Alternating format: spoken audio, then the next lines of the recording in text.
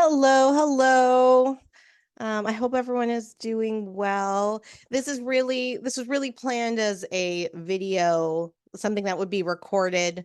So I'll be pausing to let people in the room. But anyway, I'm really looking forward to doing this little mini workshop on collecting student data. We were going to do it at our last workshop on storytelling with data, but we wanted to ensure that OIPA had enough time to do their thing. So we had this other little spot that we thought we would do this recording, put it up, and people can use it when it is the most useful for them. What's interesting, of course, is that because of the current labor disruption at York, the idea of collecting student data is a little bit different now because even ISR, who does the larger program student survey, for many programs have just paused their data collection in order to have the kind of the best results, because some classes are paused and there are other things happening. So with that being said, like even if you are doing an ISR survey, there are elements here that if you wanted to do um, your own focus group, or you wanted to do a town hall with the students that are who are currently still around campus, virtually or in person, you can. So hopefully this actually has double impact. Now, we do recognize that because of the labor disruption, there are going to be some potential extra challenges to data collection for students. And there are ways that you can kind of talk about that in the self-study report when you are writing it up. But this particular workshop is not focused on that. It's focused on how to collect data or some kind of best practices for what that might look like. We do have some resources online. I'm happy to give you more resources. I'm going to point you in that direction. But what I want to do for this video is I want to make sure that you have some kind of best practices, especially if you are from a scholarly background that isn't used to like talking to humans, right? Like you work with text or you work with bodies or things like that. And so just kind of things to keep in mind. Also, because there is some extra like there's some other stuff around this type of data collection because you are in the program and you are also asking questions about the program, right? And so I want to be able to kind of help you think about that a little bit more. So for those of you joining us, I'm Samantha Cutrera. I work in the Office of the Vice Provost Academic as the Program Development and Curriculum Innovation Specialist. And my particular background actually straddles both social science and humanities because my work was in history education. So I was really interested in talking with students, and I thought a lot about qualitative data collection techniques that really brought out elements for student talking about their experience. But I also always have kind of my heart with things like text and stories and other types of data or kind of analysis. So I feel like I'm coming from this perspective where I've also had to kind of learn what that is like and then try to learn what it's like to work with people for data collection, and also do that with young people where there is automatically a power dynamic because I look like a teacher even if I'm not their teacher. So let's get started.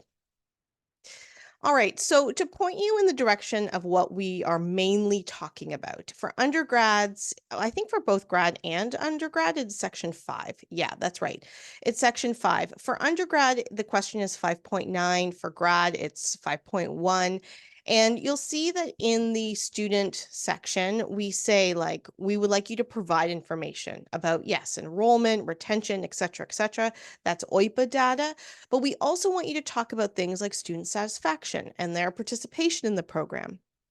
And we say that you'll need the data kit provided by OIPA and the student survey results emailed to you by ISR to complete this. If the Institute for Social Research, ISR, isn't doing your student survey, you can collect your own. And even if they are, again, like I said at the beginning, you can also do some of your own collection.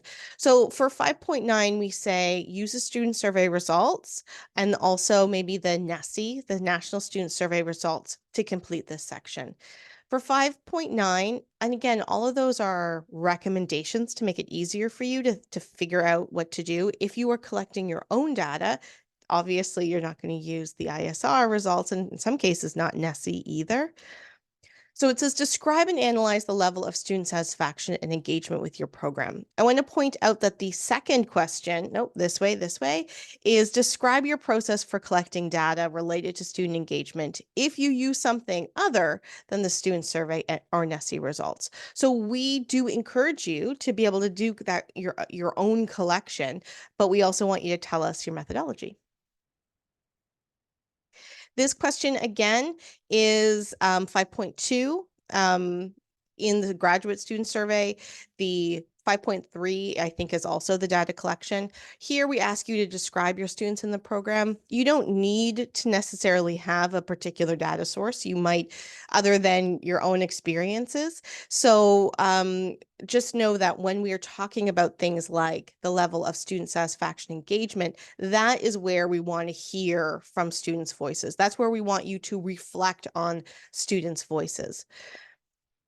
Now, when we are talking about this level of satisfaction and engagement, those are the key words. It is satisfaction and engagement with your program in particular. And so when you're thinking about like, how do I frame questions, or which questions, or what does this look like? Keep your focus on the fact that we are asking you for stuff about satisfaction and engagement. We are asking stuff about your program. So that is not like grades. That's not course evaluations. It's not their experiences at the university. It's not necessarily their extracurriculars, unless their extracurriculars are like tied to the program. We aren't looking for these things that are focused on like either the university as a whole or their experience in like one course, even though, of course, their courses and their experience at the university frames their program, but that's not what we're actually asking about. So it's not like we're saying, did you think that you were justly graded in that course? That's not the types of questions that we want to ask, but it's also not the type of data that like we, as part of the cyclical program review self-study template team, really want you to focus on. I showed these slides on Monday's workshop, which is the storytelling with data. You're more than welcome to watch that video if you haven't already.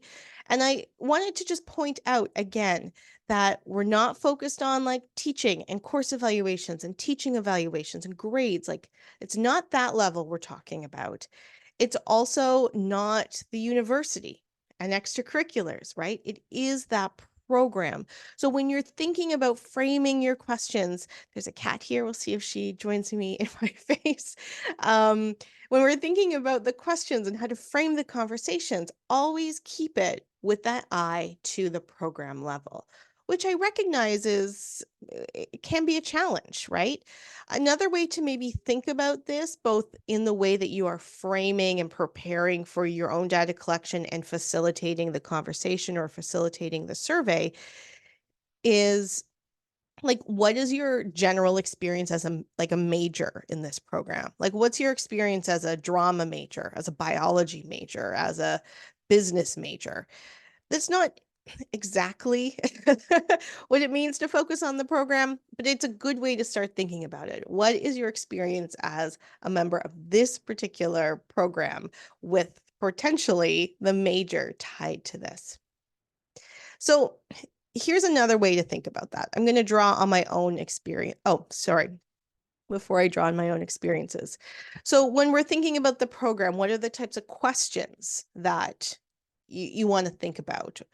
Well, you want to ask about required courses, not like, do you like this course and this professor? But things like, we have 4 core courses that everyone has to take. Do you think that those courses prepared you for the rest of the program?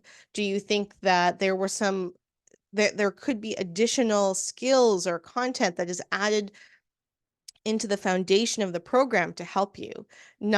It's not like, did you like that reading? But rather like, were you reflecting on the content of that course throughout the rest of your program? How can we better set that up for you? And things about accessibility, and that could actually be a really important part of your own program. Like, were you able to take all your required courses without a struggle? Right? Like, could you always take that 3000 level course whether or not you were in third year, right? Like, what does that look like? Were you able to get the stuff that sets you up for success? Were you able to access it in the way that you want? And then you can also ask things about like the program structure. Like, oh, we structured our program that you need to take 2 courses from this theme and 2 courses from that theme. Do you did you like those themes? Not like, do you like those courses, but do you think those themes are useful? Because remember, when we build programs, we are doing it from our own foundational understanding of the discipline or the field of study. Students are novices. They don't know that foundation. They don't know that field of study. And so are you setting them up to know that? Students also, are coming in with anxieties about the future. And so you can ask them, like, are these the themes that help you leave the program with a greater sense of how this information is going to go out into the world through you, right? Um, you can also ask about supports and services within the program or for the program. So stuff about like student advising, the library collections, um, all of those different, the writing support, all of those different elements around that's like connected to the student's experience in the program, but are maybe a little bit out of your direct control, right? Like those things are important as well, because if you can build stronger relationships with those partners and collaborators across the university, that's a great thing to take note of. And also things about like sense of community, support, identity within the program. Like, do you feel do you feel just like a York student? Or do you feel like this particular program is like where you live and where you're thriving and who you can talk to and who you can connect with? Like, is this program something that is that frames your experience as a York student? So I wanted to frame this by talking about my own experiences. So I went to, a few, as many people did, a few universities for different degrees and experiences, like, switching over. And so I'm going to just look at 2 experiences that I had in comparable situations. At the first university, I didn't really like or understand the required courses. And there wasn't a lot of choice for electives. So like the coursework really just felt like a slog, and it did not set me up for the type of work I wanted to do, or like the courses I really wanted to take, or the questions I really wanted to answer or ask. I mean, they were fine, but whatever. But I did feel like I belonged there. I felt like I belonged to a particular thing. And there were so many resources that supported my learning, that were like directed to my learning, that it was a real pleasure to be able to access those things. There was a really small cohort. I didn't really feel like I made a lot of friends, but I really felt connected to others, which is a funny kind of distinction. But we had spaces where everyone would just kind of hang out. People in my cohort, other cohorts. I could see other people interacting, which is always nice because you know that people like each other. There were always social events. The program itself would host a speaker series. So I always felt connected to others, even if it was a small cohort and I didn't make a lot of friends there. And because of the ways that things were set up and the ways that like social services were available, I always knew who to go to if I had a problem.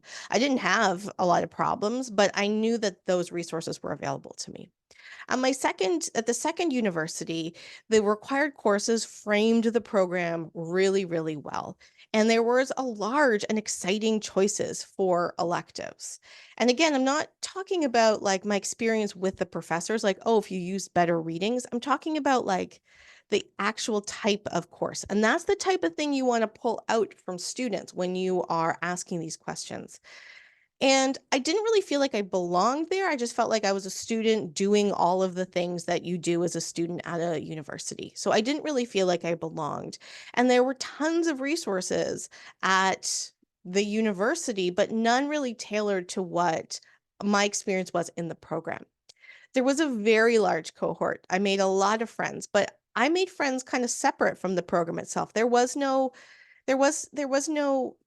mechanism to connect us to each other. There wasn't a place we could gather. There weren't speaker series, or the speaker series were like at night, and it wasn't a great place to go to at night. So, yeah, there was a lot of people, but there was no mechanism to bring us close together. And I really didn't know who to go to access help. Again, I didn't really have any issues, but I sometimes feel like, oh, well, like if this happens, like where do I go next? So these are the types of experiences separate from my grades, separate from the type of thing I was doing, separate from all of those things that would have been really useful to pull up in a cyclical program review. So at University One, I was engaged, but maybe not satisfied. And so that's a useful thing to pull out. Whereas at University Two, I was satisfied, but maybe not engaged. And so again, this has nothing to do with faculty members or the course content or the readings or the assignments. It has nothing to do with the courses I took outside my major. It had nothing to do with what was happening at the university at large, or whether or not I had better like gym memberships here versus there. Nothing to do with my commute. It really had to do with my experience in the program. When I just isolated that, if I was asked those questions about required courses, community, the services that I would have available to me, those are the types of things that I would have talked about.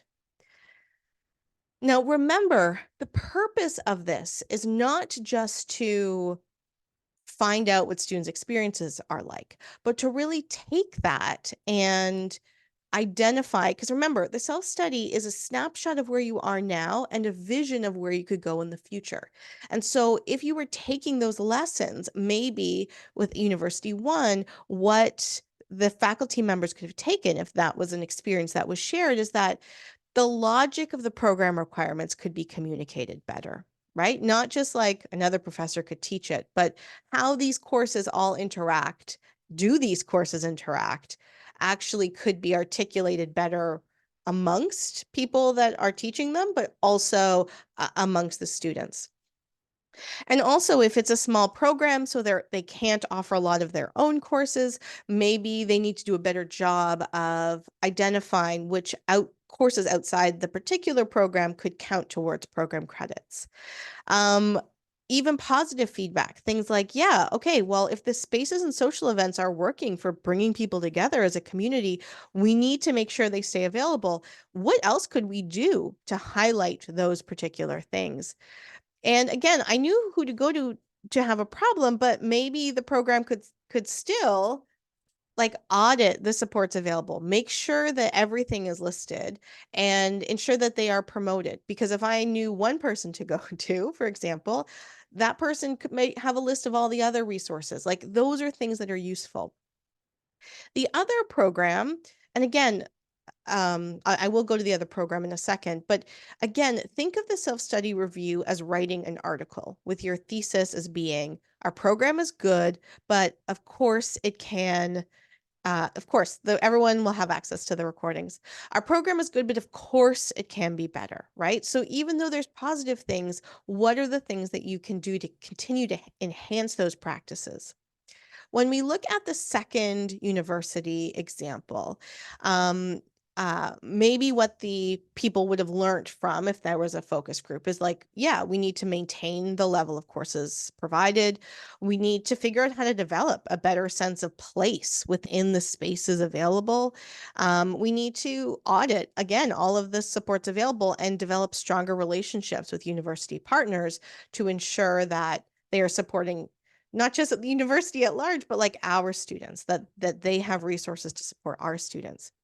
And I want to highlight this example because even though the academics in this program I'm framing is quite high, right? Like the logic of the program makes sense. There's a lot of courses available. Like that's all very exciting. So here you could say like, oh, well, I mean, for the most part, things are working well because the courses are working well. Yeah, the academics are high, but if students aren't connected to the program, then that loses kind of the support and potentially the reputation. And so therefore it limits the growth of the program. And this is really important to capture and remedy for program health. So again, like you can say, oh, don't worry, our program is great. We picked like the best flowers. We have like the nicest flowers across all of these other universities. Don't worry, we're cool. But when you are just looking at the program level, you need to understand and identify, especially through student feedback, that if they are feeling a sense of disconnection and from the program and the supports available, then actually, even though they might have like the best plants available, those plants aren't very healthy. And these are the types of things we really want to pull out so that our program can be healthier. And again, we know that it is we know that the program does not live in isolation, right? Of course, there's the university as a whole, and there's also and students' experiences with everyone across the university, and the courses and TAs and all of those people that support learning that are mainly positive, but of course, people can have negative experiences too. So it's hard just to isolate that, but that's what you need to keep in mind. So, how might you collect data on students? So, there are surveys, of course, an anonymous survey. So, you can do it through something like Google Forms and they don't register their email address. You can do something like a focus group or a group interview. A focus group is kind of like a marketing term, but it's quite popularly used. The notion of a group interview actually engages more of a discussion, but we don't need to do the nuances of a research methodology seminar today.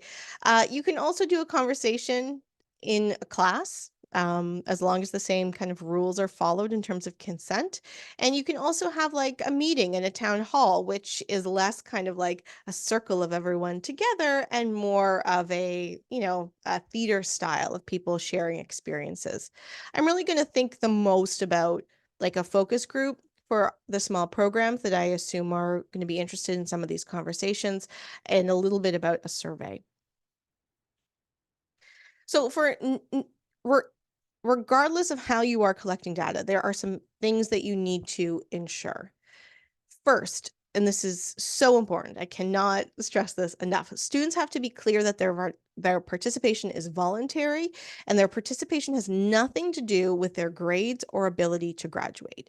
So if you're going to take like half of a fourth year seminar to just have a conversation of the fourth year students about their experience in the program, they have to know that they are welcome to leave and that if they participate or they don't participate, it has nothing to do with the grade in the class. And if they say something critical about the program, it's not going to hinder their ability to graduate. You want to frame it so that they are not saying critical things about like you you don't want to ask a question like, do you think this class is good?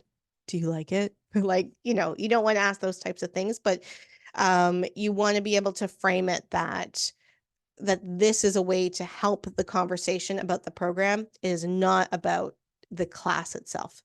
Students should be clear that their answers are anonymous. Now, this, of course, it's a little tricky in a focus group, but this is important too. If they say, for example, like, well, I had a bad experience with this particular advisor in student advising, like, you shouldn't go up to that advisor and be like, hey, do you know student so and so? Like, we know what they said about you. Like, the students need to feel that they are contributing to something and they aren't going to be tattled on. That you have to ensure that the conversation stays away from talking about individual course experiences as much as possible, and that balance. So again, you're not talking about whether or not you like that professor, but does this course make sense? Sure, it could be better if it had a different professor in a particular case, but does this course make sense?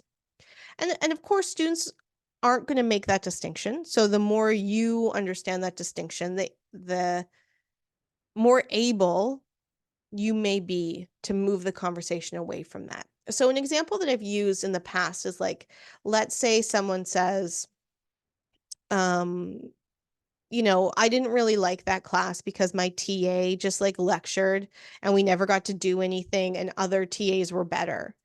Right? So, okay, well, now this is about an individual experience. So then what you could do is pivot and say, okay, so what you're saying is that tutorials for you would be better if they were more hands-on, right? So now that is a piece of information you can take to a larger program. Okay, well, this second year course that has all these TAs, we need to ensure that the TAs are doing hands-on experiences so that students are able to really take advantage of using the one-on-one support to understand this content, right? So it's that pivot away from that person to what might that experience tell us about the program at large.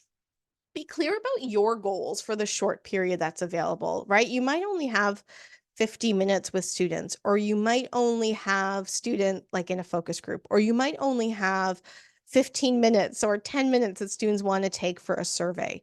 So before you kind of draft anything, just be really clear about your goals. Like, we want to know about whether or not students like the required courses, whether or not they think we're setting them up for success after graduation, and whether or not they've accessed the writing support that we have created over the last couple of years. Like, those are my 3 goals. There's a lot more we could ask, but this is what we want to get to. So identifying those goals are really key at the offset. And make sure that you don't lead or bias questions or answers. So, you don't want to ask questions or frame questions that are like, don't you think it would be better if all the courses were taught in classic Latin? And like, classic Latin just happens to be my specialty. And um, this is a 4th year course where your grade on it like depends on your graduation. So like, don't you think, right? Like, there's so much loaded into that, right? Don't you think that if we had like more X, Y, and Z, like, you would just be better, right? Like, you want to ensure that you're not leading or biasing questions. That's not to say you can't ask questions about specific things in your program, but allow the space for that feedback to kind of come out. Um, and before I use some examples about that, I just want to put some other reminders. You need to ask for and get signed consent, and then make sure that consent is clear, it's signed and reaffirmed throughout, which means that students, if they're coming to a focus group, they need to like know what it's about ahead of time. They need to ensure that they are saying yes there when they get there. And you can always say in the middle, like, just as a reminder, you don't need to answer these questions. And then you need to remind them that they can also withdraw their consent. Like, I know we participated in this focus group, but if you actually feel uncomfortable about your answers, we can pull them. Like, that's totally fine. And so I'm going to skip to the third point about quality is as good as quantity. So I know there might be some anxieties about like, well, how many students can I get? Like, how many answers can I get? Like, maybe it's only 5, right? So again, think not only that, oh, this would be better if 20 students were here, but what conversation can we get with the 5 students that are here?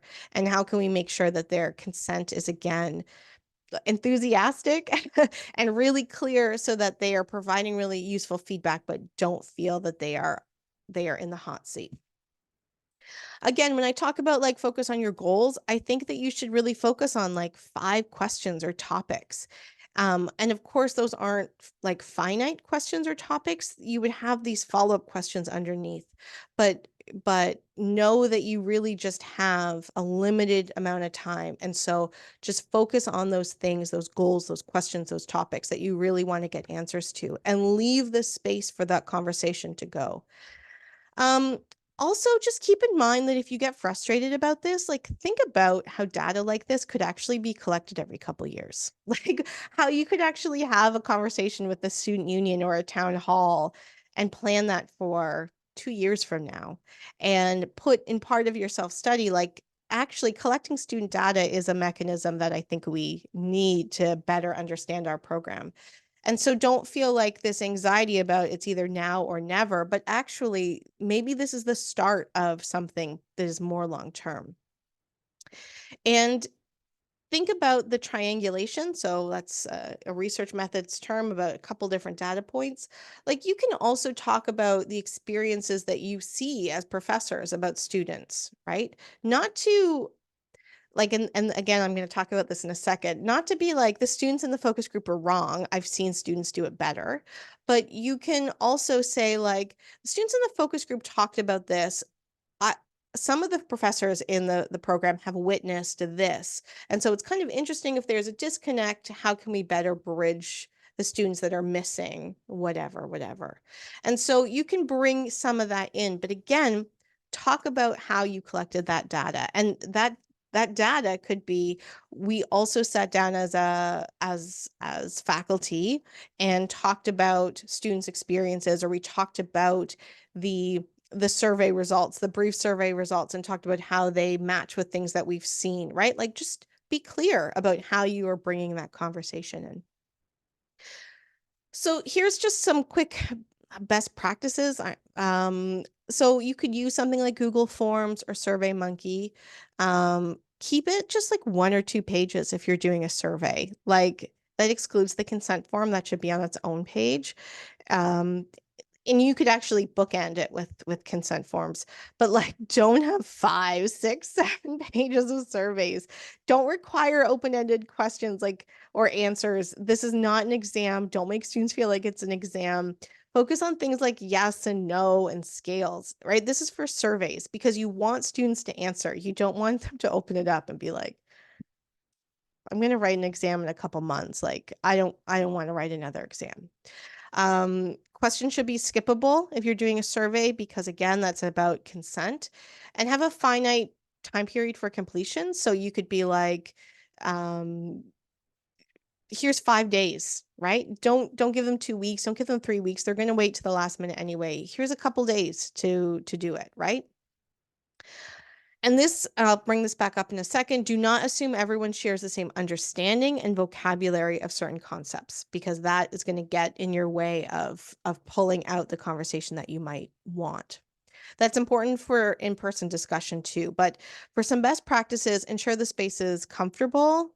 So we provide like, I think it might be $20, maybe $10 per person per head. If you're doing a focus group and you want to cater it for students, there's information about reimbursement for that on our website. So you could provide catering, right? But also just, again, like make it feel like a comfortable space. If you normally teach those students in that classroom, maybe think about setting up the space a little bit different so it doesn't seem just like a class. And the rules, which is really about consent, should be set out beforehand, at the beginning, at the end, and confirmed afterwards, right? Like these are your experiences. We don't want to talk about individuals. You can withdraw your consent at any time. Those need to be as clear as possible. It doesn't affect your graduation. Avoid dead-end questions. So unlike the survey, don't ask yes and no questions that are just going to lead nowhere, right? Be like, ask some open-ended questions that will provide some conversation, and be prepared to define concepts or use examples in order for students to be able to really understand the context of what you're saying.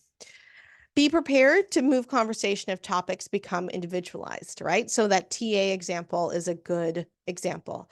Oh, okay, not you didn't like so-and-so as a TA, but okay, well, if this element of the tutorial didn't work for you, what would a successful tutorial be like for you, right?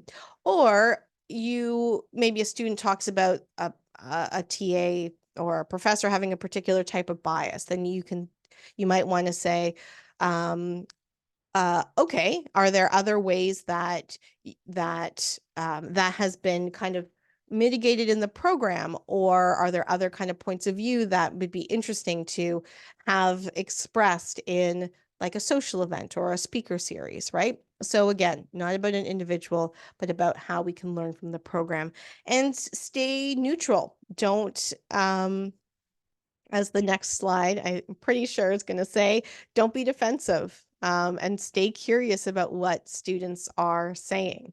Don't be defensive, like stay neutral. And even though you might know the students are wrong, think about like, what if students are right?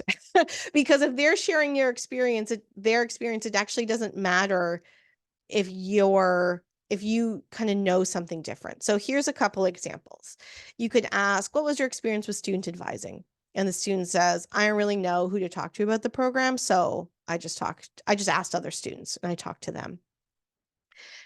And so you could, if you weren't being neutral and if you were being defensive and if you were kind of coming in with the idea that this now student is wrong, you could be like, well, why don't you answer your email? We send you all these emails at advising. So why didn't you answer those emails?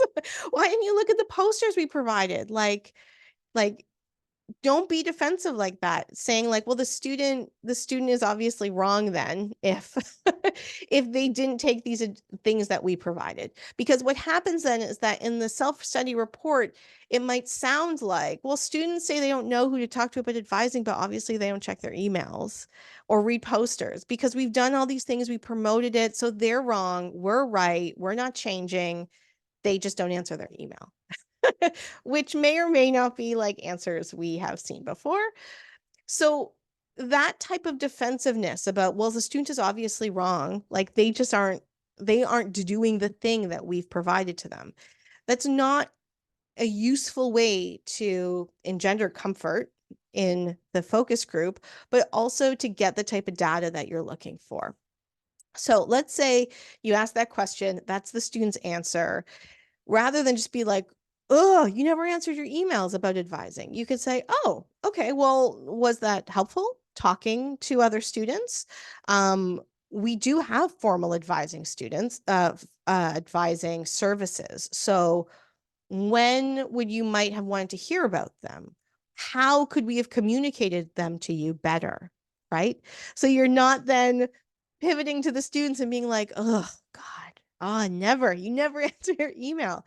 But like maybe what you learn is you're not sending out those emails at the right time. Email is not an effective way to connect with students. And actually, yeah, having a network of students to talk about requirements is actually really helpful. And how could you maybe formalize that?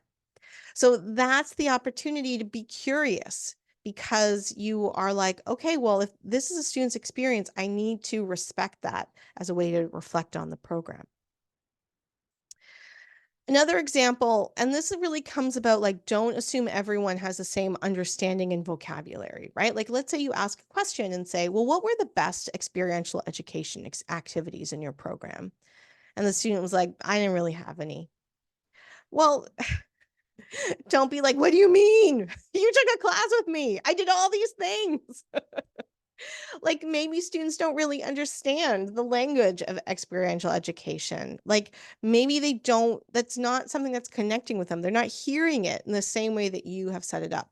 So another way is then to like define the concepts, provide those examples. There's a lot of different hands-on learning strategies, such as field trips, case studies, capstones. Did you experience any of these in the program? What was the most impactful? Would you have liked more? What would have been useful about this element of your learning in your program, right? Don't be defensive, stay curious, and know that it could be off just an element of vocabulary. This might look like, and this is actually an example that's really important for a survey, because if you just say, what were the experiential education activities in your program, list them all as a paragraph, you probably won't get much. But if, again, where there's a lot of different hands-on learning strategies, which ones have you experienced? And you have a list. Without naming a course, which one was the most impactful?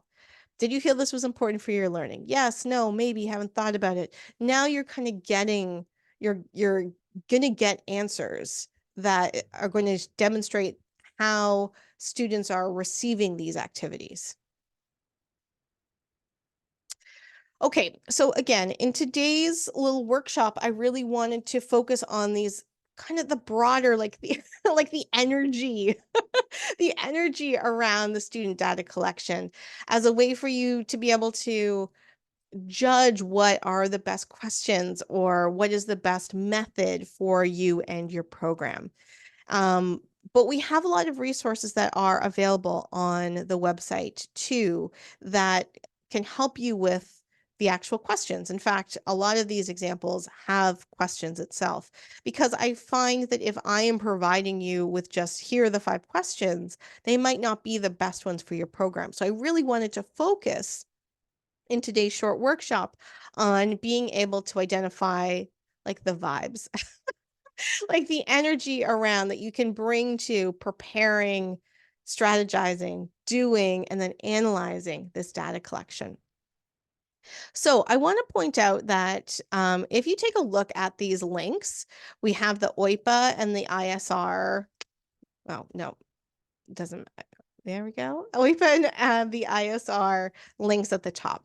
But then we have created some like but by that I mean our office, Jennifer Bethune in particular, our interim director of academic programs and policy, as well as ISR, have created some additional resources for you to complement this, to complement the idea that you might not have the ISR student survey. So the ISR provided some additional information.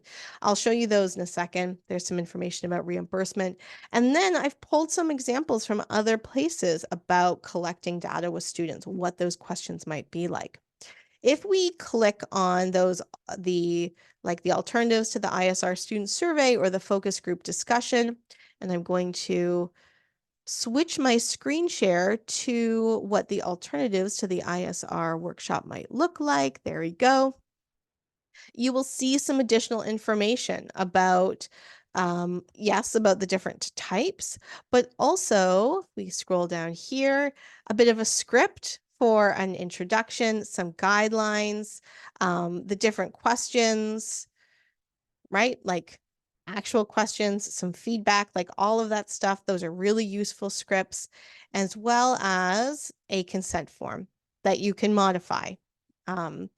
If we go to the other document that we had available, the sample focus group discussion, you will see, again, very similar, some information about questions, guidelines. Like these are all useful to review, because if you aren't used to doing this type of data collection, then it's useful to remember some things that you can point to or ask about. Like this is too many questions for sure, but what are some areas that you can pull from? And actually that might be a more useful way to set that document up, which will be for next time, not like next year. If we go to the UCAP website, again, we go to cyclical program review, we go to CPR support, we go to storytelling with data. That is where you're going to see those 2 Word documents that I highlighted for you, as well as these other resources provided from different universities that have things like sample questions, sample consent forms, things that we've provided as well. But it's always nice to see some other ways of having those kind of asking or framing similar themes. So I hope this was really useful in you thinking about the ways to approach student data collection. You can always email me. You can always bounce questions off of me or approaches to things. I'm happy to have those conversations. ISR is quite busy, but you could try asking them as well. But I always think that the student experience in a program is such an important thing to capture. And so how can you best pull those experiences out? And again, if you don't feel like you're getting enough right at this point for the self-study, think about and build into your reflection how it can be a larger part of your program going forward.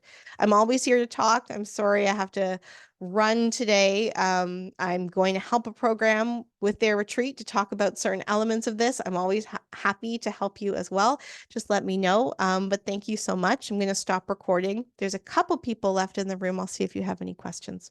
Bye.